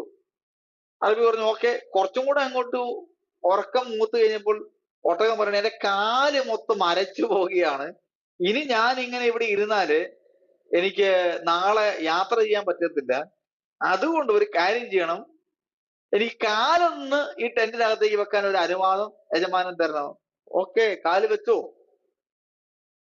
ചുരുക്കി പറഞ്ഞു കഴിഞ്ഞാൽ ഈ ഒട്ടകം കൈയും കാലും വെച്ചതോടെ അറബി ഒരു ഒറ്റ തെറിക്കലാ പുറത്തേക്ക്. പാവം അറബി ആ തണുപ്പത്ത് കിടന്ന് എന്ത് ചെയ്തു? ഫ്രീസായി പോയി. അപ്പൊ ഇതിന്റെ അർത്ഥം എന്ന് പറയുന്നത്, പാപത്തിന് അല്പം ഇടം കൊടുത്താൽ അത് നമ്മുടെ ശരീരത്തിൽ ഒരു രാജാവിനെ പോലെ വാഴുമെന്നുള്ളതാണ് കാര്യം. ഇത് ഒരു മർത്യ ശരീരമാണ്. ഒരു കാരണവശാലും പാപത്തിന് നമ്മൾ ഒരു ഇടം നമ്മൾ അറിഞ്ഞുകൊണ്ട് കൊടുക്കാൻ പാടില്ല. Price the Lord. ഈ മർത്യ ശരീരം എന്നുള്ളത് എന്താണ്? മർത്യ ശരീരം അതായത് പാപം മരണമാകുന്ന ഫലത്തെ ഉളവാക്കുന്ന ശരീരം എന്ന അർത്ഥത്തിലാണ്. പാപം മരണമാകുന്ന ഫലത്തെ ഉളവാക്കുന്നു എന്ന അർത്ഥത്തിലാണ്. ഒന്നുകൂടെ പറഞ്ഞു കഴിഞ്ഞാൽ എന്താണ് പാപത്തിന്റെ ഫലം? മരണമാണ്. അപ്പോൾ അതുപോലെ ഉണ്ടാകുന്ന ഫലത്തെ പുറപ്പെടുവിക്കുന്ന അനുഭവങ്ങൾ ഈ മർത്യ ശരീരത്തിൽ വെളിപ്പെടുന്നു എന്നുള്ളതാണ്. അതിന്റെ 14-ാം വാക്യത്തിൽ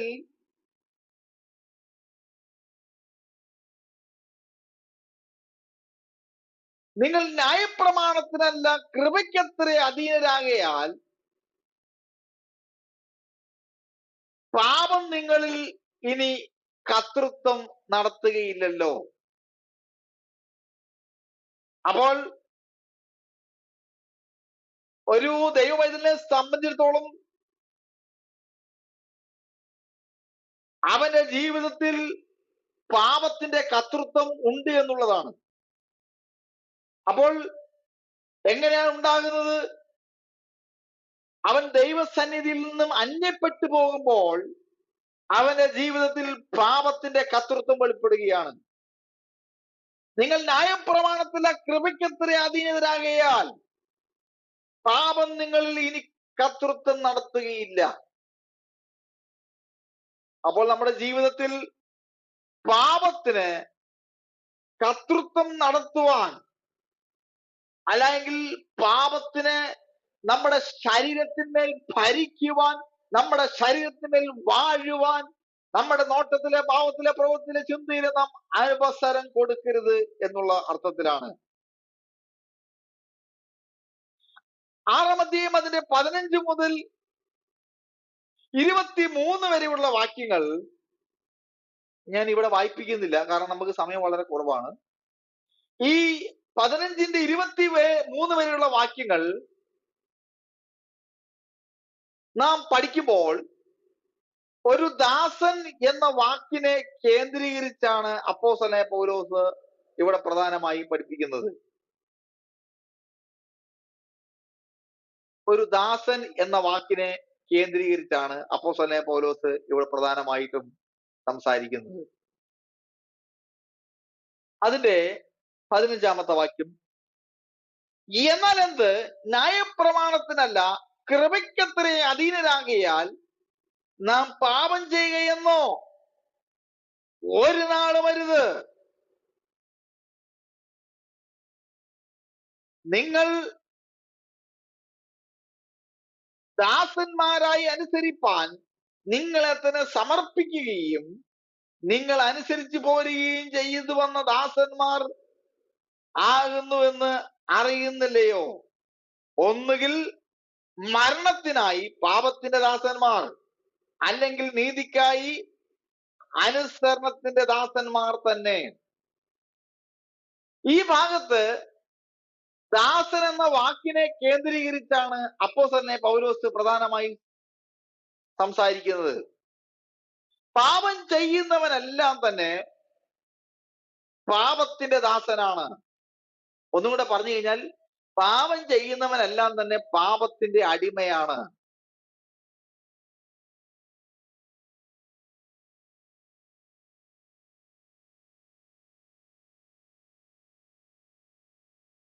16-ാം വാക്യത്തിൽ നാം വായിച്ചു, നാം ആർക്ക് നമ്മെ തന്നെ സമർപ്പിക്കുന്നുവോ അവർക്ക് നാം ദാസന്മാരായി തീരുകയാണ്. ഞാൻ ഒരു എക്സാമ്പിൾ, ഒരു വ്യക്തി ബാക്ക് സ്ലൈഡിങ് ആയി മാറുന്നത് അല്ലെങ്കിൽ പിന്മാറ്റക്കാരനായി മാറുന്നത് ഒരു ദിവസം കൊണ്ടല്ല. ഉദാഹരണം, നിങ്ങളുടെ വീട്ടിൽ ഒരു കറിക്കത്തി ഉണ്ട് എന്ന് വെക്കട്ടെ. ഈ കറിക്കത്തി നിങ്ങൾ അറിയാതെ വെക്കുകയാണെങ്കിൽ ഓട്ടോമാറ്റിക് ആയിട്ട് മെല്ലെ മെല്ലെ തുരുമ്പെടുത്ത് ചില വർഷങ്ങൾ കഴിയുമ്പോൾ പിന്നെ അത് ഉപയോഗശൂന്യമായി മാറും. എന്ന് പറഞ്ഞതുപോലെ ഒരു വ്യക്തി പാപത്തിന് ദാസനായിത്തീരുന്നത് ഒറ്റ ദിവസം കൊണ്ടല്ല. സ്ലോലി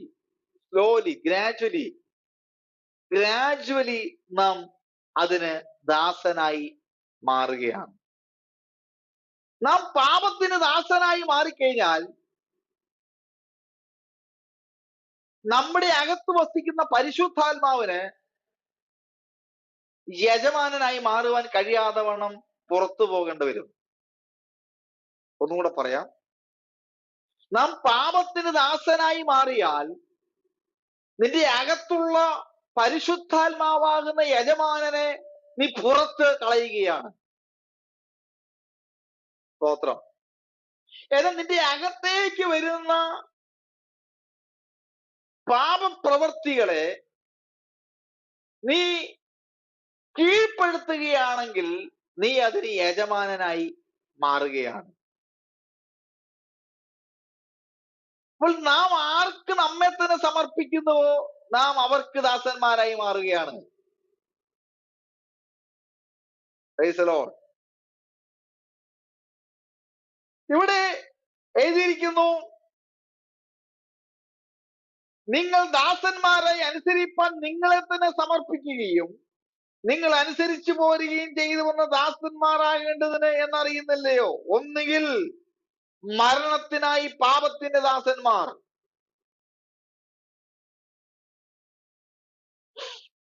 അടുത്ത വാചകത്തിൽ ഇവിടെ നമുക്ക് രണ്ട് യജമാനന്മാരുടെ കാര്യം നമുക്ക് മനസ്സിലാക്കുന്നു. ഒന്നുകിൽ അല്ലെങ്കിൽ എന്നുള്ള അർത്ഥത്തിലാണ് ഒന്നുകിൽ എന്നുള്ളത്. ഒന്നുകിൽ, അതാണ് ഇവിടെ എഴുതിയിരിക്കുന്നത്. ഒന്നുകിൽ മരണത്തിനായി പാപത്തിന്റെ ദാസന്മാർ, അല്ലെങ്കിൽ നീതിക്കായി അനുസരണത്തിന്റെ ദാസന്മാർ. രത്ന ചുരുക്കം, ഒന്നുകിൽ നാം കർത്താവിന്റെ ദാസനായി മാറണം, അല്ലെങ്കിൽ പിശാചിന്റെ ദാസനായി മാറണം. ദൈവത്തിന്റെ പരിശുദ്ധാത്മാവ് നമ്മളെ കുറിച്ച് ആഗ്രഹിക്കുന്നത് നാം മരണത്തിനായി പാപത്തിന്റെ ദാസന്മാരായി ജീവിക്കുവാനല്ല.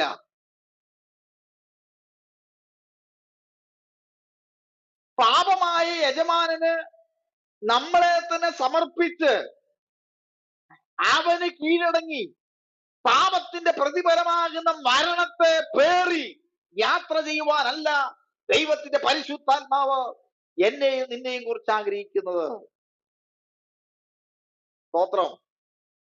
മറിച്ച് നീതിക്ക് അനുസരണത്തിന്റെ ദാസന്മാർ ആയി ദൈവത്തിന് വേണ്ടി, കർത്താവിന് വേണ്ടി നമ്മളെ തന്നെ സമർപ്പിച്ച് നീതീകരണത്തിന്റെ ഫലമാകുന്ന ദൈവിക പ്രവൃത്തികൾ നമ്മുടെ ജീവിതത്തിലൂടെ വെളിപ്പെടുത്തി ദൈവസഭയ്ക്കും പൊതുജനത്തിനും ആത്മീയ ഗോളത്തിനും കർത്താവിനും കൊള്ളാകുന്ന ഒരു മക്കളായി മാറുവാൻ ദൈവത്തിന്റെ പരിശുദ്ധാത്മാവ് നമ്മളെ കുറിച്ച് ആഗ്രഹിക്കുകയാണ്.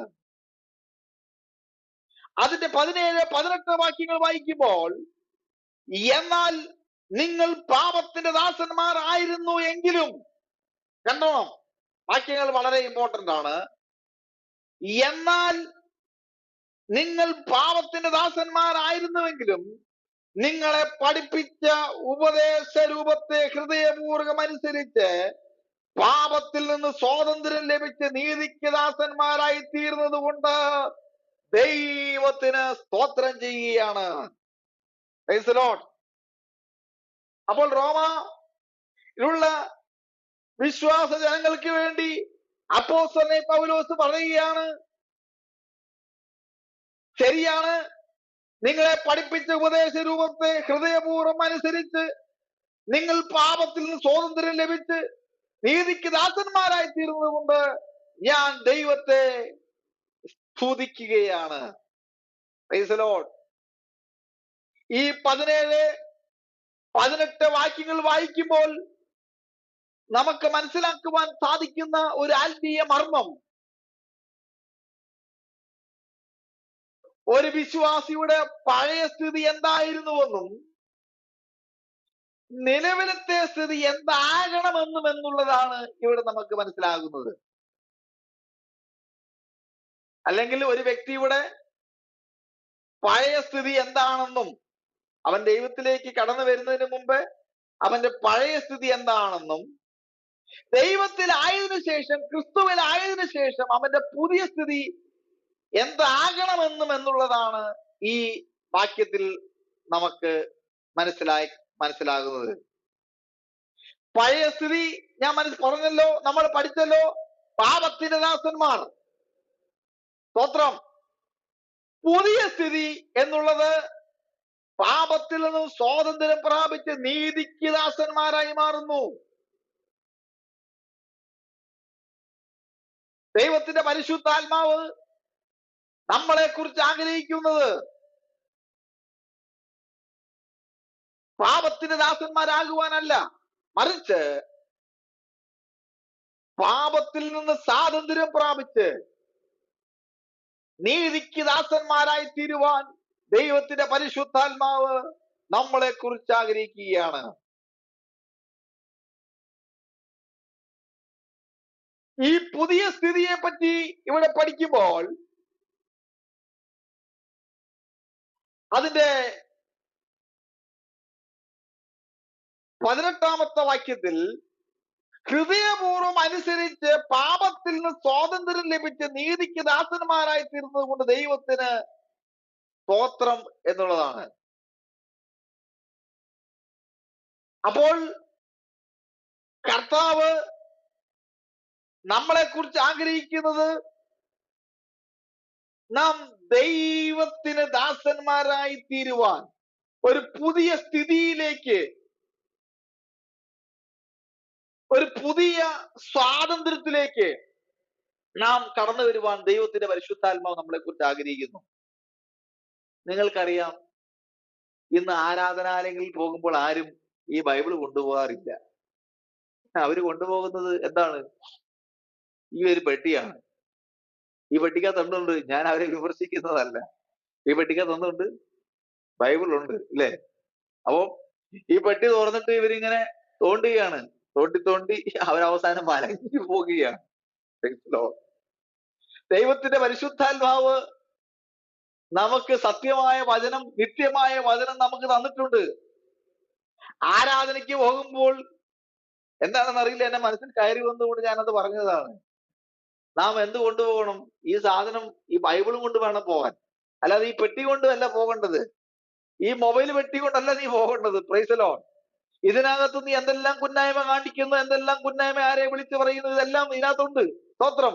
ഇതും കൊണ്ട് അവിടെ ചെന്ന് ഇതിനകത്തുള്ള കാര്യങ്ങൾ വിളിച്ചു പറയണം. നോ, ദൈവം നമുക്കൊരു വേദസംഹിത ഇവിടെ തന്നിട്ടുണ്ട്. ഈ വിശുദ്ധ ബൈബിൾ കൊണ്ട് വേണം നാം ആരാധനയ്ക്ക് കടന്നു പോകുവാൻ. Price the Lord. അപ്പോൾ പാപത്തിൽ നിന്ന് സ്വാതന്ത്ര്യം പ്രാപിച്ച് നീതിക്ക് ദാസന്മാരായി തീർന്ന ഒരു ദൈവത്തിന്റെ പൈതലിനെ കുറിച്ച് ദൈവം ആഗ്രഹിക്കുന്നത്, അവൻ ഇനി പാപത്തിന്റെ ദാസനായി മാറി പാപപ്രവൃത്തിയിൽ ജീവിച്ചുകൊണ്ട് പാപത്തിന്റെ ഭാരം പേറിക്കൊണ്ട് നടക്കുവാനല്ല ദൈവം നമ്മെ കുറിച്ച് ആഗ്രഹിക്കുന്നത്. ദൈവത്തിന്റെ സത്യവചനത്തിന് അത് അനുസരണമായി സത്യവചനവുമായി യാത്ര ചെയ്യുവാൻ ദൈവത്തിന്റെ പരിശുദ്ധാത്മാവ് നമ്മളെ കുറിച്ച് ആഗ്രഹിക്കുകയാണ്. 19-ാമത്തെ വാക്യം, നിങ്ങളുടെ ജഡത്തിന്റെ ബലഹീനത നിമിത്തം ഞാൻ മനുഷ്യരീതിയിൽ പറയുന്നു, നിങ്ങളുടെ അവയവങ്ങളെ അധർമ്മത്തിനായി അശുദ്ധിക്കും. വളരെ ഇമ്പോർട്ടന്റും മർമ്മപ്രധാനവുമായ ഒരു വേദവാക്യമാണ് ഞാൻ ഇവിടെ വായിക്കുന്നത്. നിങ്ങളുടെ ജലത്തിന്റെ ബലഹീനത നിമിത്തം ഞാൻ മനുഷ്യരീതിയിൽ പറയുന്നു, നിങ്ങളുടെ അവയവങ്ങളെ അധർമ്മത്തിനായി അശുദ്ധിക്കും. അധർമ്മത്തിനും അടിമകളാക്കി സമർപ്പിച്ചതുപോലെ ഇപ്പോൾ നിങ്ങളുടെ അവയവങ്ങളെ വിശുദ്ധീകരണത്തിനായി നീതിക്കും അടിമകളാക്കി സമർപ്പിപ്പീൻ.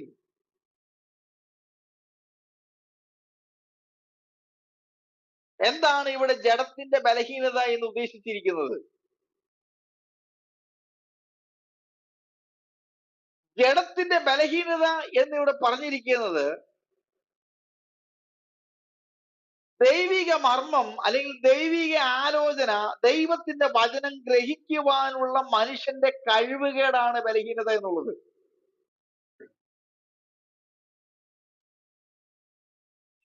ജഡത്തിന്റെ ബലഹീനത നിമിത്തം ഞാൻ മനുഷ്യരീതിയിൽ പറയുന്നു, നിങ്ങളുടെ അവയവങ്ങളെ അധർമ്മത്തിനായി അശുദ്ധിക്കും അധർമ്മത്തിനും അടിമകളാക്കി സമർപ്പിച്ചതുപോലെ ഇപ്പോൾ നിങ്ങളുടെ അവയവങ്ങളെ വിശുദ്ധീകരണത്തിനായി നീതിക്ക് അടിമകളാക്കി സമർപ്പിപ്പീൻ. അപ്പോൾ ദൈവിക വചനങ്ങളെ ഗ്രഹിക്കുവാനുള്ള കഴിവുകേട് കൊണ്ട് ദൈവിക ആലോചനയെ ഗ്രഹിക്കുവാനുള്ള അല്ലെങ്കിൽ ദൈവിക ആലോചനയെ സംഗ്രഹിക്കുവാനുള്ള ഒരു വ്യക്തിയുടെ ജീവിതത്തിൽ ഉണ്ടാകുന്ന ആ കഴിവുകേട് കൊണ്ട് അവൻ എന്ത് ചെയ്യുന്നു? പാപത്തിന്റെ ചേറ്റുകുഴിയിൽ അവനായി പോകുന്നു. സ്തോത്രം. അതുകൊണ്ട് ഇവിടെ പറയുന്നു, ഒരു കാലത്ത് നിങ്ങൾ അങ്ങനെ സമർപ്പിച്ചുവെങ്കിൽ ഇപ്പോൾ റൈറ്റ് നൗ നിങ്ങളുടെ അവയവങ്ങളെ വിശുദ്ധീകരണത്തിനായി നീതിക്ക് അടിമകളാക്കി സമർപ്പിപ്പീൻ. Praise the Lord. അപ്പോൾ നമ്മുടെ അവയവങ്ങൾ, പഞ്ച ഇന്ദ്രിയങ്ങൾ, ഈ പഞ്ച ഇന്ദ്രിയങ്ങൾക്കൊക്കെ ഞാൻ പറയാൻ പോയി ഒത്തിരി സമയങ്ങൾ എടുക്കും. ഓരോ സുഖങ്ങളുണ്ട്. കണ്ണിനൊരു സുഖമുണ്ട്, ദർശന സുഖം. നാവിന് ഒരു സുഖമുണ്ട്, സംസാര സുഖം. ഇല്ലേ? പിന്നെ ചെവി. ഇങ്ങനെ പല സംഭവങ്ങളുണ്ട്. ഇതൊക്കെ ഭയങ്കര പ്രസംഗ വിഷയങ്ങളാണ്. ഇതിവിടെ ഇപ്പൊ എടുത്തു കഴിഞ്ഞാൽ തൊട്ട് കഴിഞ്ഞാൽ എന്റെ സമയമൊക്കെ അവിടെ വിട്ടുപോകും. അപ്പൊ ഞാൻ അതിലേക്കൊന്നും കിടക്കുന്നില്ല. ഞാനിവിടെ പറഞ്ഞു വന്നതിന്റെ സാരാംശം, നമ്മുടെ അവയവങ്ങളെ ഒരു കാലത്ത് പാപത്തിന് സമർപ്പിച്ചുവെങ്കിൽ ഇന്ന് നാം നമ്മുടെ അവയവങ്ങളെ വിശുദ്ധീകരണത്തിന് ആയി നീതിക്ക് അടിമകളാക്കി സമർപ്പിക്കുവാൻ ദൈവത്തിന്റെ പരിശുദ്ധാത്മാവ് നമ്മളെ പ്രബോധിപ്പിക്കുകയാണ്. വിശുദ്ധീകരണത്തിനായി നീതിക്ക് അടിമകളായി സമർപ്പിപ്പീൻ. അപ്പോൾ ദൈവം നമ്മളെ കുറിച്ച് ആഗ്രഹിക്കുന്നത്, ഒരു ദൈവ പൈതലിനെ കുറിച്ച് ആഗ്രഹിക്കുന്നത്, നീതി പാതകളിൽ കൂടി നടക്കുമ്പോൾ മാത്രം അനുഭവമാക്കുന്ന ഒരു വ്യക്തിപരമായ അനുഭവമാണ് വിശുദ്ധീകരണം എന്നുള്ളത്. നാം നീതി പാതകളിലൂടെ അല്ല സഞ്ചരിക്കുന്നതെങ്കിൽ നമ്മുടെ ജീവിതത്തിൽ വിശുദ്ധീകരണം എന്ന ആ അനുഭവം ഉണ്ടാകുകയില്ല. ഇംഗ്ലീഷിൽ അതിന് സാന്റിഫിക്കേഷൻ എന്ന വാക്കാണ് ഉപയോഗിച്ചിരിക്കുന്നത്. വിശുദ്ധീകരണം, പ്യൂരിഫിക്കേഷൻ, സാന്റിഫിക്കേഷൻ. അപ്പോൾ കർത്താവ് വിശുദ്ധനാകയാൽ നാമും വിശുദ്ധനാകേണ്ടതാണ്. 20-ാം വാക്യത്തിൽ എഴുതിയിരിക്കുന്നു, നിങ്ങൾ പാപത്തിന് ദാസന്മാരായി തീർന്നപ്പോൾ നീതിയെ സംബന്ധിച്ച് സ്വതന്ത്രരായിരുന്നുവല്ലോ. അപ്പോൾ നീതിയെ സംബന്ധിച്ച് സ്വതന്ത്രർ. ഈ വാക്ക് നിങ്ങൾ ശ്രദ്ധിക്കണമേ. നീതിയെ സംബന്ധിച്ച് സ്വതന്ത്രർ.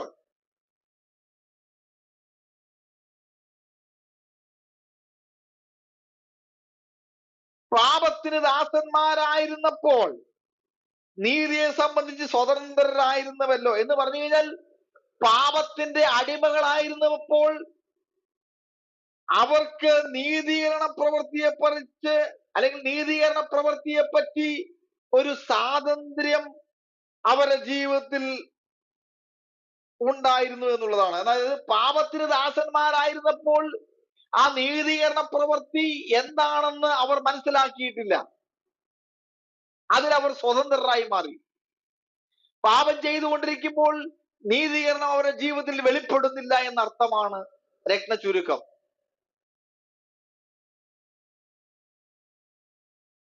അപ്പോൾ നിങ്ങൾ പാപത്തിന് ദാസന്മാരായിരുന്നപ്പോൾ നീതിയെ സംബന്ധിച്ച് ദാസന്മാരായിരുന്നുവല്ലോ. നിങ്ങൾക്ക് അന്ന് എന്തൊരു ഫലമുണ്ടായിരുന്നു? അങ്ങനെ ഇരുന്നപ്പോൾ നിങ്ങൾക്ക് എന്ത് ഫലമുണ്ടായിരുന്നു? ഇപ്പോൾ നിങ്ങൾക്ക് ലജ്ജ തോന്നുന്നത് തന്നെ അതിന്റെ അവസാനം മരണമല്ലോ.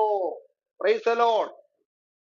അപ്പോൾ പാപത്തിന്റെ പ്രവൃത്തി ചെയ്തു കഴിയുമ്പോൾ അവന്റെ ജീവിതത്തിൽ അവൻ അറിയാതെ തന്നെ ഒരു ലജ്ജയുണ്ടാകും, അവൻ അറിയാതെ തന്നെ ഒരു കുറ്റബോധം ഉണ്ടാകും.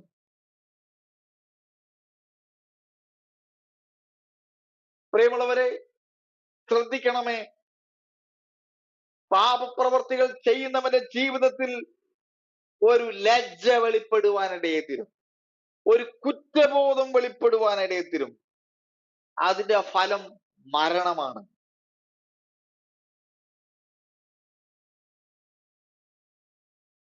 ഇവിടെ നമ്മൾ കൃത്യമായി മനസ്സിലാക്കുന്നു, എന്നാൽ ഇപ്പോൾ പാപത്തിൽ നിന്ന് സ്വാതന്ത്ര്യം പ്രാപിച്ച് ദൈവത്തിന്റെ ദാസന്മാർക്ക് നിങ്ങൾക്ക് ലഭിക്കുന്ന വിശുദ്ധീകരണവും അതിന്റെ അന്തം നിത്യജീവനുമാകുന്നു. കണ്ടോ, ഇവിടെ എഴുതിയിരിക്കുന്നത് ഈ രണ്ട് വാക്യങ്ങളും തമ്മിൽ ഒരു കോമ്പിനേഷൻ ആണ് നമ്മൾ മനസ്സിലാക്കുമ്പോൾ കാണുന്നത്. ആദ്യത്തെ വാക്യത്തിൽ പാപത്തിൽ നിന്ന് സ്വാതന്ത്ര്യം പ്രാപിച്ച് ദൈവത്തിന് ദാസന്മാരായിരിക്കാൻ നിങ്ങൾക്ക് ലഭിക്കുന്ന ഫലം വിശുദ്ധീകരണം, അതിന്റെ അന്തം നിത്യജീവനാണെങ്കിൽ 20-21 വാക്യത്തിൽ പാപത്തിന് ദാസന്മാരായിരിക്കുന്നവരുടെ അവസാനം മരണമാണെന്ന് കാണുന്നു. അപ്പോൾ ഇപ്പോൾ ലഭിക്കുന്ന ഫലം എന്താണ്? വിശുദ്ധീകരണമാണ്. അപ്പോൾ പാപത്തിൽ നിന്ന് സ്വാതന്ത്ര്യം ലഭിച്ച, പാപത്തിൽ നിന്ന് നീതീകരണം പ്രാപിച്ച ഒരു വ്യക്തിയെ സംബന്ധിച്ചിടത്തോളം, ഒരു ഗ്രൂപ്പ് ഓഫ് പീപ്പിളിനെ സംബന്ധിച്ചിടത്തോളം അവനുണ്ടാകുന്ന ഫലം വിശുദ്ധീകരണമാണ്.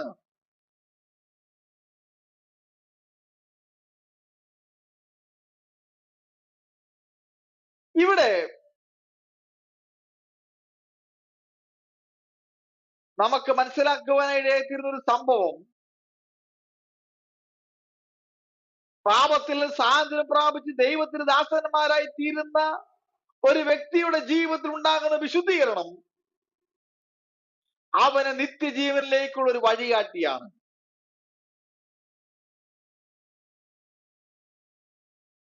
ഇത് അവന്റെ ജീവിതത്തിൽ അവന് ലഭിക്കേണ്ട ഒരു അത്യന്താപേക്ഷിതമായ ഒരു ഒരു സംഭവമാണ് നിത്യജീവൻ. ഈ ലോകത്തിൽ നമ്മൾ എന്തൊക്കെ തന്നെ നേടിയാലും നമ്മൾ ഈ ലോകത്തിൽ നിന്ന് കടന്നു പോകും. കടന്നുപോയി കഴിഞ്ഞാൽ നമുക്കൊരു നിത്യജീവിതം ഉണ്ടാകണം. ആ നിത്യജീവിതം നമുക്ക് ലഭിച്ചില്ല എങ്കിൽ എല്ലാം നഷ്ടമാണ്. 23-ാമത്തെ വാക്യത്തിൽ രേഖപ്പെടുത്തിയിരിക്കുന്നു, പാപത്തിന്റെ ശമ്പളം മരണമത്രേ, ദൈവത്തിന്റെ കൃപാവരമോ നമ്മുടെ കർത്താവായ യേശു ക്രിസ്തുവിങ്കിൽ നിത്യജീവനത്രേ. എന്ന് പറഞ്ഞു കഴിഞ്ഞാൽ പാപത്തിന്റെ ശമ്പളം മരണമത്രേ, ദൈവത്തിന്റെ കൃപാവരമോ നമ്മുടെ കർത്താവായ യേശു ക്രിസ്തുവിൽ നിത്യജീവനാണ്. ഒരർത്ഥത്തിൽ പറഞ്ഞു കഴിഞ്ഞാൽ പാപജീവിതം നിഷ്ഫലമാണ്, അല്ലെങ്കിൽ വ്യർത്ഥമാണെന്നർത്ഥം. ഈ ലോകത്തിൽ ചിലരൊക്കെ പറയാറുണ്ട്, നമ്മുടെ ആയുസ് വളരെ തുച്ഛമാണ്, അതുകൊണ്ട് അടിച്ചു പൊളിച്ച് ജീവിക്കാം. ചിലര് പറയാറുണ്ട്, നാം ആർക്ക് വേണ്ടിയാണ് സമ്പാദിച്ചു വെക്കുന്നത്, നാം ആർക്ക് വേണ്ടിയാണ് കൂട്ടി വെക്കുന്നത്, അതുകൊണ്ട് അടിച്ചു പൊളിച്ച് ജീവിക്കണം, നല്ല ഫുഡ് കഴിക്കണം, നല്ല വസ്ത്രമിടണം, നല്ല കാറ് മേടിക്കണം, മാളിക വെക്കണം, നമ്മുടെ പ്രൗഢി 4 പേരെ കാണിക്കണം. പ്രിയമുള്ളവരെ, ഒരു മനുഷ്യൻ ഉറച്ചു നിന്നാൽ ഒരു ശ്വാസം മാത്രമത്രേ എന്ന് തിരുവചനം പഠിപ്പിക്കുന്നു. പ്രിയമുള്ളവരെ, പാപജീവിതം വ്യർത്ഥമാണ്. 1 പത്രോസ് ഈ വാക്യം കൂടെ വായിച്ചിട്ട് ഞാൻ എന്റെ ക്ലാസ് അവസാനിപ്പിക്കുവാനായിട്ട് ക്രിസ്തുവിൽ ശരണപ്പെടുകയാണ്. 1 പത്രോസ് 1:18 വാക്യം. 1 പത്രോസ് 1:18 വാക്യം. അവിടെ ഇപ്രകാരം രേഖപ്പെടുത്തിയിരിക്കുന്നു: വ്യർത്ഥവും പിതൃപാരമ്പര്യവുമായിട്ടുള്ള നിങ്ങളുടെ നടപ്പിൽ നിന്ന് നിങ്ങളെ വീണ്ടെടുത്തിരിക്കുന്നത് വെള്ളി, പൊന്ന് മുതലായ അഴിഞ്ഞു പോകുന്ന വസ്തുക്കളെ കൊണ്ടല്ല, ക്രിസ്തുവെന്ന നിർദോഷവും നിഷ്കളങ്കവുമായ കുഞ്ഞാടിന്റെ ബലിയേറിയ രക്തം കൊണ്ടത്രേ എന്ന് നിങ്ങൾ അറിയുന്നുവല്ലോ. അപ്പോൾ കർത്താവായ യേശു ക്രിസ്തുവിൽ നിത്യജീവന് അവകാശിയാകുന്ന ഒരു ദൈവത്തിന്റെ പൈതലെ, നമ്മളെ വീണ്ടെടുപ്പ് ഈ ലോകത്തിലെ വിലയേറിയ ഒന്നും കൊണ്ട് അല്ല നമ്മളെ വീണ്ടെടുത്തിരിക്കുന്നത്. ഇതെല്ലാം ഇട്ടേച്ച് നമ്മൾ ഇവിടുന്ന് കടന്നു പോകണം. എന്തെല്ലാം വാരിക്കൂട്ടിയാലും മഹാനായ അലക്സാണ്ടർ ലോകം മൊത്തം വെട്ടിപ്പിടിച്ചു പോകുന്ന സമയത്ത് അദ്ദേഹം പറഞ്ഞു, എന്റെ 2 കൈകളും ഇങ്ങനെ പുറത്തേക്ക് വിരിച്ചിടുക, കാരണം ഞാൻ ഒന്നും കൊണ്ടുവന്നിട്ടില്ല എന്ന്, ഒന്നും കൊണ്ടുപോകുന്നില്ല എന്ന് ജനങ്ങൾ അറിയട്ടെ. ഇയ്യോബ് പറയുന്നു, നഗ്നനായി ഞാൻ കടന്നു വന്നു, നഗ്നനായി ഞാൻ കടന്നു പോകുന്നു. Price the Lord. പ്രിയമുള്ളവരെ, പാപത്തിന്റെ ശമ്പളം മരണമാണെങ്കിൽ ദൈവം നമുക്ക് തരുന്നത് ശമ്പളമല്ല, മറിച്ച ഒരു ദാനമാണ് നൽകി തരുന്നത്. ഒരു ആത്മീയ ദൂതാണ് ഞാൻ നിങ്ങളെ അറിയിക്കുന്നത്. പാപത്തിന്റെ ശമ്പളം മരണമെങ്കിൽ ദൈവം നമുക്ക് നൽകുന്നത് ഒരു ശമ്പളമല്ല, ദൈവിക ദാനമായ നിത്യജീവനാണ് ദൈവം നമുക്ക് നൽകി തരുന്നത്. അതുകൊണ്ട് നിങ്ങളുടെ ഹൃദയം കലങ്ങി പോകരുത്. എന്നിൽ വിശ്വസിപ്പിൻ, എന്റെ പിതാവിൽ വിശ്വസിപ്പിൻ. എന്റെ പിതാവിന്റെ വലത്ത് ഭാഗത്ത് അനേക വാസസ്ഥലങ്ങളുള്ള, ഇല്ലെങ്കിൽ ഞാൻ നിങ്ങളോട് പറയുമായിരുന്നു, ഞാൻ നിങ്ങൾക്ക് സ്ഥലമൊരുക്കുവാൻ പോകുന്നു. പ്രിയമുള്ളവരെ, നമ്മുടെ കർത്താവ് നമുക്ക് സ്ഥലമോ ഒരുക്കിയിരിക്കാൻ പോയിരിക്കുകയാണ്. എത്രയും വേഗം അവൻ നമ്മെ വന്ന് ചേർത്തുകൊള്ളും.